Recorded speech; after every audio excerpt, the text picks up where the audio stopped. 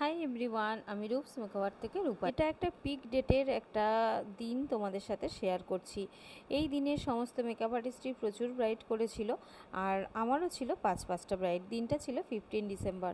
হ্যাঁ, এটা অনেক দিনের পুরনো একটা। আমার কপাল কি ফ্ল্যাট এরকম হেয়ার করবো?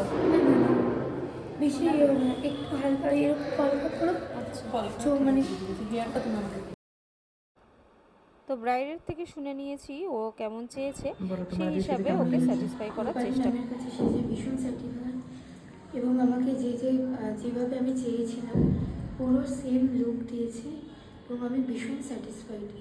এর থেকে আর বেশি কিছু করার নেই। Thank you. First bride complete করে আমরা চলে গেছিলাম সেকেন্ড লোকেশানে ব্রাইড ততক্ষণে বসেই গেছিলো। আমার হেয়ার স্টাইলার চলে গেছিলো, তো ওর হেয়ার পিছন থেকে ক্রিম্পিং চলছিল এবং শাড়ি ড্রিপিং হয়ে গেছিলো। ওর এয়ারব্রাশ মেকআপ ছিল, ঝটপট ওর মেকআপটা করছিলাম, কারণ তখনও আমার বাকি ব্রাইডরা বসে আছে।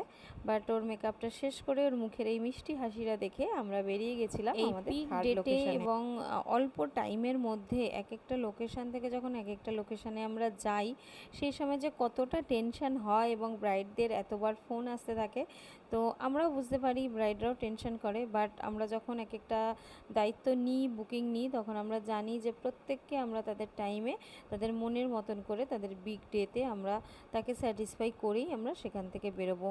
এই ছিল আমার সেদিনের থার্ড ব্রাইড, এবং ব্রাইড ছিল পূজা। ওর মুখের মিষ্টি হাসিটা দেখে বুঝতেই পারছো যে ওকে কতটা মিষ্টি লাগছিল।